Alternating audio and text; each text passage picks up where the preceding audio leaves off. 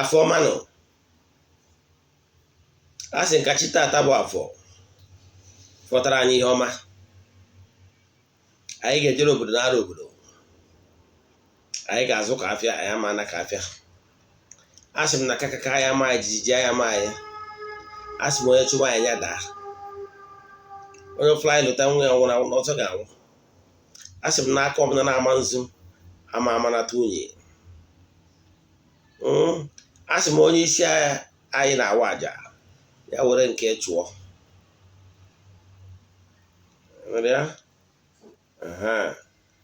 Asị m na ndụ na-agụ onye ọ na-aga ibie, onye jere na nke ya na onye n'afọ. Asị na anyị ga-edere obodo n'ara obodo. Asị m ihe mere ma mere mmekwa nwunye di m ihe mere onye mmekwa nwanne ya na nke mere ofu onye anyị ezu ise. Abụ m onye nke gị Eze-Ana Ugochi tubelu, onye isi nchụaja Ugochi tubelu ọdịnala temple nke dị na Oraifite na Anambra steeti. Anyị na-agba afa miri emi, lụkwazi ọrụ mmụọ dị iche iche. Abụ m onye mgbasa ozi ọdịnala Igbo. A sị na anyị ga-ejere obodo n'ara obodo. My mission is to help people live better life. Tata bụ ụka afọ, agụgụ m ọfọ n'isi ndị enyi m niile na temple, tụkwazi aja n'ụbọchị taa. Mmesịkwa ya echighakwana na temple wee jere tọpụ ọrụ ndị mmụọ ndị fọrọnụ, gbatọpụkwazi afa ndị fọrọnụ. Ana m aga ọfọ n'isi ndị enyi m niile, na-aga ọfọ n'isi ndị niile kụrụ mbamba na temple, Ugochi na temple, ndị anyị na-arụ ọrụ mmụọ dị iche iche. N'isi ndị niile na-aga ọfọ for 21 days nkwu ka agọba. N'isi ndị niile na-awa ndecha onyonyo anyị vidiyo anyị a eshigharịa ndị ọzọ. A sị na ọmaka ga-emere ụnụ na onye chụwara ụnụ ga-adarịrị ise. Abịakwa n'ụbọchị taa, na nkụzi nke ụbọchị taa, nke mbụ na mba ebidogo na ajụjụ mmadụ jụrụ, zasizie ya wee banye n'isiokwu nke anyị ji bịa n'ụbọchị taa. O nwere ajụjụ mmadụ jụrụ m n'oge na-etere aka m ji chọọ ibido ihe onyonyo a.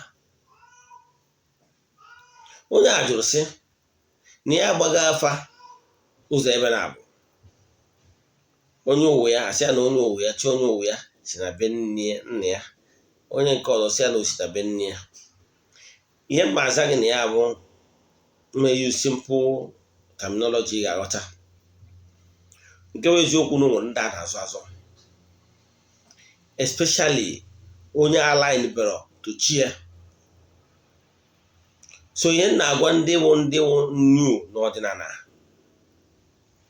bụ ihe use universal name wee na-akpọtụ chi gị, at least nye chi gị nni like 3-4 times or even more. Then ịgbazi afa onye ụwa gị ama azụsi azụ. Ka m were onwe m maatụ, maka na ana m alaik ihe ọmụmaatụ. Mgbe m bidoro ma ọdịnala journey, ka m nwetagoro mgbe m bidoro na mara ihe. General belief mụ na m si n'ikwu nne m. Ịghọtara ya? Maka n'ihi na o nwere ihe nne m kọrọ melụnụ before ọ dị ime m. Ịghọtara ya? Ọ kọrọ akụkọ etu o si wee fụ nwanne ya nwoke nwụrụ anwụ na nlọ. O nwere ite mmiri ya na-achọ ka e buru. Nwanne ya nwoke ahụ nwụrụ anwụ wee were ite mmiri a wee bo ya. Ọhụ n'ime ọnwa a ka o mesiri period ya. And mbịakwanụ na-eto ogologo na-agba ka ya bụ onye a na-ekwu okwu ya, nwanne ya nwoke ahụ nwụrụ anwụ. No, the general belief from ikwu nne m bụ ya bụ nwanne ya nwoke ahụ natara ụwa n'ebe o jere ije eju. Mana mgbe m bịa bido je tonite wee sobe ụzọ ọdịnala, wee chọpụta na jụbazie ese.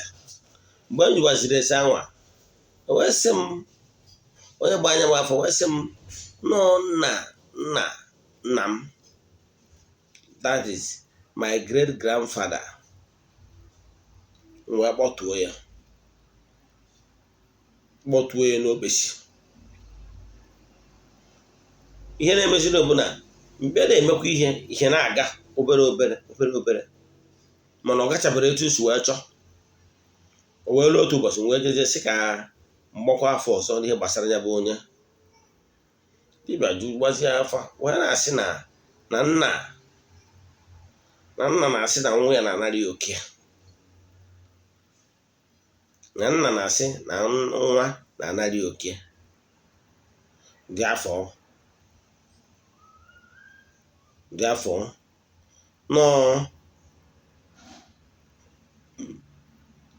na onye nna kpọtụrụ asị onye ụwa m na-enye ya ihe abụrụ onye nwa bụchi onye ụwa m, na onye bụchi onye ụwa m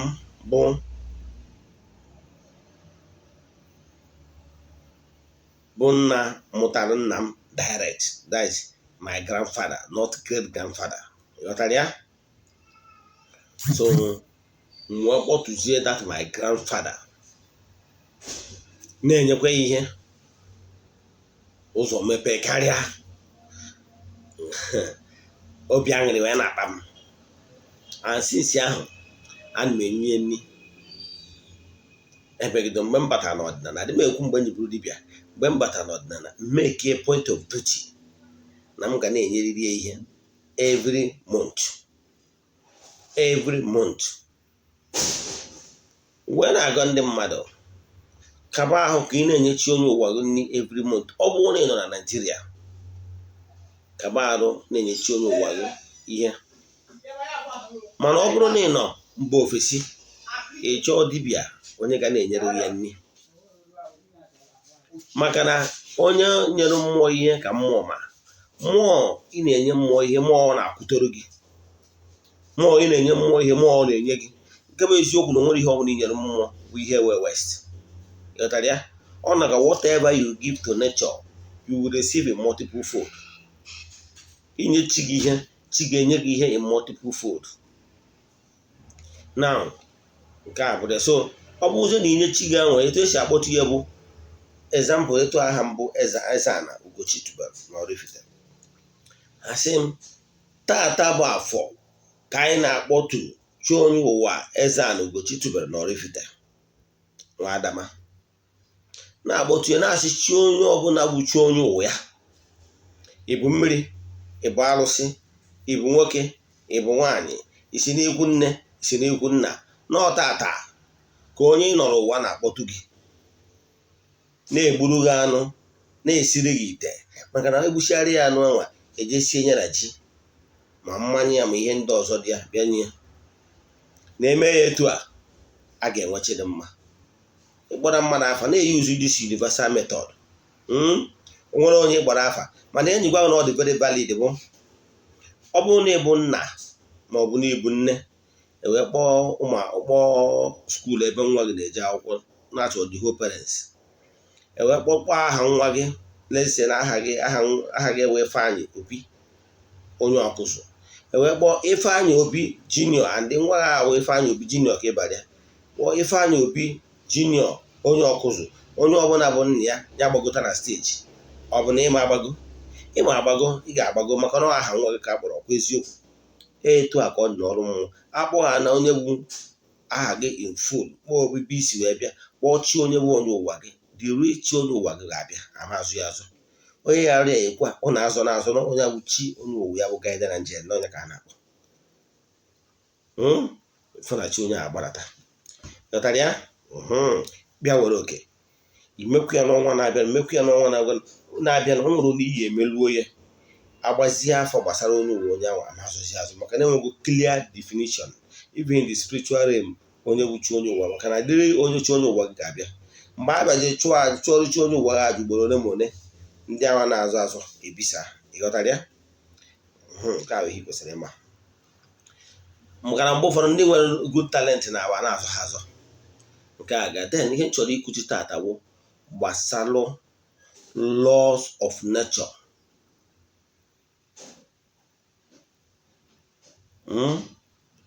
of homogeneous species. In the world of gross matter, that is this ethereal world, this gross material world,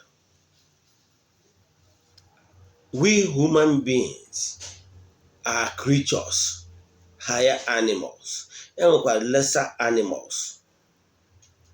Yes, those lesser animals and all the creatures of the Most High, Chukwu Okike Abịama, we all return glory to Him, unto Him. Onye nwa wụ Chukwu Okike, anyị bụ ndị ọdịnala, so ya wụ Chukwu Okike anyị na-akpọku. Ọdịnala bụ ndị na-akpọku Chukwu Okike direct.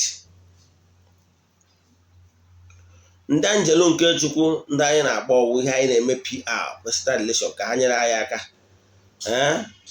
wee nweta ihe anyị na-ayọ n'aka Chukwu Okike. Ndị ahụ angel nke Chukwu, when we are giving honor to the Most High, we normally come across them. So we always recognize their assistance. So we give PR, personal relation. We build personal relation with them. Now, in that, following the natural laws of in creation, now you will naturally come across all the entities of powers. But do you know why human beings are running into challenges? It's because we decide to make ourselves an enemy of the laws in creation. Like a mad. Remember what is written in Galatians 6:7. God can never be mocked. Whatever you sow is what you reap. Chukwu Okike kesigo when on a throne here. And with natural laws that governs the universe, it moves in the right direction. Now, for whatever reason, any human being that decides to move against the laws in creation is trying to turn the hard right of natural laws in negative wise. The natural laws in creation moves positive wise. Now, when you are making yourself an enemy of the natural laws, you are making yourself a stumbling block to the natural flows in creation. You are going to run into challenges of life. You're going to run into problems. Because in creation does not allow stagnation. Onye abatara onye ọbụla feel na ya adịgo old. Onwe after retirement, the person was like, I have done na no ihe o kwesịrị ime n'ụwa. It's no longer productivity. As in where ihe ọ na-eme daily every day, let me get ready. Let me go and do 1 or 2, 3. But for the fact that no retire, I go believe na no one see uru ya bara. Small time illness will set in. O nwere ike ọ na-alahụzi so ụla. Is no longer productive in creation. For nyanwa nwerozi uru ọ bara. And whenever you became stagnant in creation, naturally you will be withdrawn. Naturally you will be withdrawn.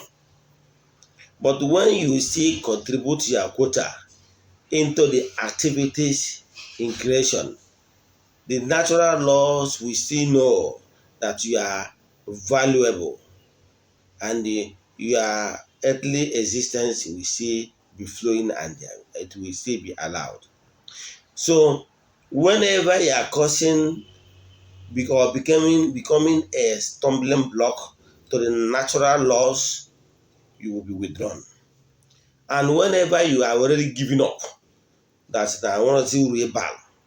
Now you have tried your best and everything. Things will keep on getting worse for you because you have given up. What am I saying? What I'm saying in essence is that never you give up as long as you are still alive in this gross matter, this world. Hmm? Then still remain positive in whatever you are doing. Still remain active in creation. Still contribute to your quota. Because whenever you give it up in everything you do, you will be withdrawn. Do you get? So always try your possible best to remain positive and never allow negativity to weigh you down. That you are new in Ordinana. I'm talking to new people in Ordinana. That you are new in Ordinana.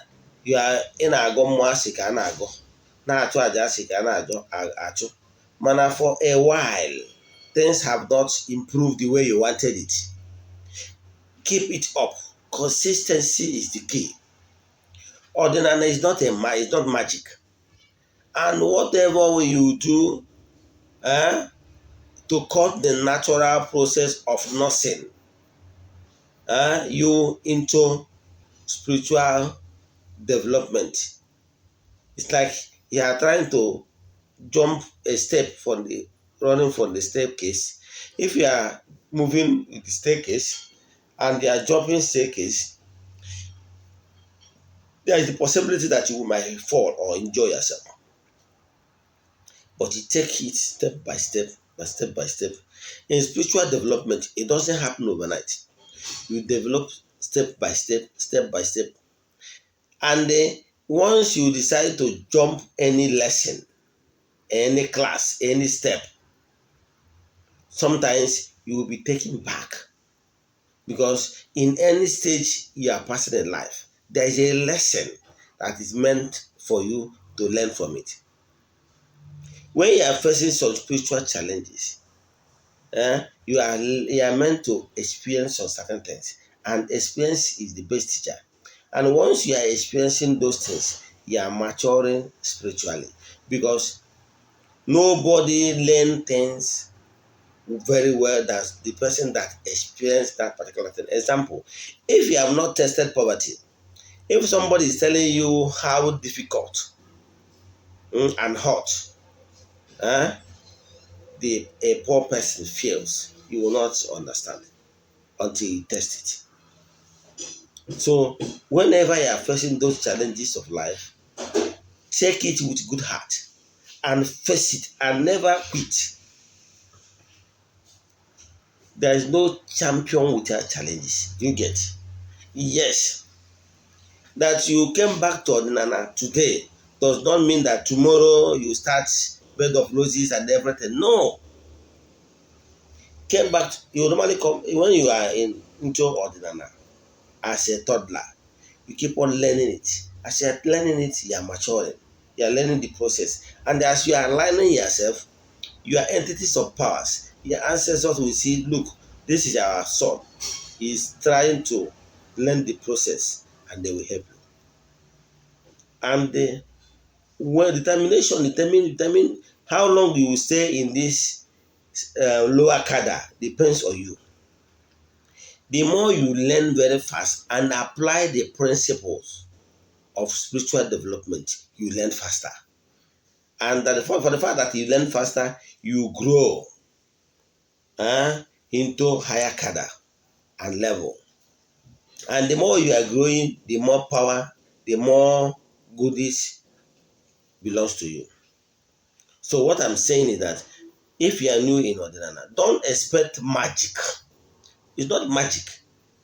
Nobody is calling you to come back to Ordinana for you to be wealthy overnight. No, anybody that is telling you that is not telling you the truth. The truth of the matter is that why I'm calling you to come back to Ordinana is that it's homogeneous to your space, to our race. And if you come to Ordinana, it's very, very easier for you to develop your spiritual consciousness and therefore regain all your lost glory. But it will not be overnight. And even if someone is working for you, keep on for your own end to conquer. Saying Ise. What is the meaning of Ise? Ise means in ordinary Igbo 5. Ise is the number eji quantify something that is overfull and be flowing. Anyị na-aga ọfọ anọ, afịa anọ dị n'ụbọchị, Ụkwọ, Eke, Orie, Afọ, representing afịa anọ ụbọchị na anọ. Ise bụ na ihe ziri over mụma. I remember afịa anọ ụbọchị na anọ, yes, before. Now, atụkwasị ya ofu, meaning the thing have overfull. Ọ ya kpatara na na-agụ ọfọ asị agọcha ọfọ ka ihe ọma mere anyị ka anyị dị ka echi na-echi adị agwụ agwụ, asị ihe niile ị gọrọ ọfọ asị Ise, meaning ka ihe niile ị gọrọ n'ọfọ ka o mezuo n'oke zuzu oke na-etu isi wee gụ ya wee mụ ụma. Ịghọtara ya? Ọ ka ịghọta ihe Ise meaning. You must from your own end and be conquering. Remember, agwara m gị, ọ bụrụ na mmadụ na-alụ ọrụ, nọrọ na ya own side na-ekwubi okwu, na-asị na ihe ya kwuru na-etu a esi mee ka ọ esi wee dị. Some certain work, you need their input, ikwubi okwu, and they must have total conviction in what you are doing. During my time, now I have whatever because I have already built the entities of powers that work for me. Whatever I ask them, they will do it for me. Whatever I want, I get. Do you get? But it wasn't like that when I started. I developed those spiritual entities gradually and keep on na-egburu ha anụ. Gị nwa ya na-ene m anyị nwere ike iche na ọ dị izi ka mmadụ go fat. Every month, m egburuchi onye ụwa m anụ. Gburu my late father mgbe batara n'ụlọ na temple, gburu ya anụ. Then ezumezu ndị ichie, my ancestors, and me egburu ha anụ. These 3 cadres of powers now, they are my closest relatives. I don't joke with them. They are their primary and the elemental part of me. So every month, one after the other. Then, Adama agụnyezi other entities of powers, arụsị na mmụọ dị iche iche nji alụ ọrụ. Ndị a niile bụzi ndị enyi, ikwu na ibe. Mana ndị primary people like my late father, my grandfather who happened to be my chi, and my ancestors, I don't joke with them. Every month I do sacrifice to them. So, ọ bụrụ na ị na-abụ, and initially I started with only my chi, and when things started moving very fine, I started seeing money, I included my father. When things keep moving, I included my ancestors. So, etu a ka ọ dịkwa gị nwa na onwe gị na-enekwa m anya, etu a ka ihe esi wee na-eme gradually. So nwere ihe ọ bụla i nyere mmụọ dị too much. You must learn that one. Nwere ihe ọ bụla i nyere mmụọ dị too much. So learn how to give to your ancestors, and they surely bless you. Ekwuru m, ọ bụrụ na ị kpọtụrụ chi gị nọ Nigeria, onye ọ bụrụ na ị pass through me, I will help you, guide you how you can feed your chi yourself. But ọ bụrụ na ị n'obodo oyibo, sorry, ọ ya adịrị more difficult because even they go get na native fowl will not get. So it then means that ọ ga-enwerịrị spiritual mentor ga na-emere ya. Aka bụkwa onye nke gị, Eze-Ana Ugochi tubelu. Inwe ajụjụ ọbụla ị nwere, send alụ message na 08057837672 or WhatsApp number. Send alụ message. Ọ bụrụgoro na m anọrọ online, drop one voice note. Once I enter my WhatsApp, I'll answer them. Sometimes ọ bụrụ na m na-alụ ọrụ, enwere m ike ọ na may need your distraction mgbanwa phone ma dị off. As in, I will not be able to entertain WhatsApp calls or messages then. When immediately I'm done with what I'm doing, I will go to my WhatsApp and answer all the questions. You can feel free to call me as well in direct call. then ọ bụrụ ya ka ọ ha mee ebe onwe ihe ọ bụla ya ajụjụ inwe na ihe nkụzi taa maọbụ ihe nkụzi gboo maọbụ ihe ọ bụla na-agbagwoju anya n'ọdịnala Igbo, send a message aga m enyere gị aka. My mission is to help people live better life. Daalụ nụ.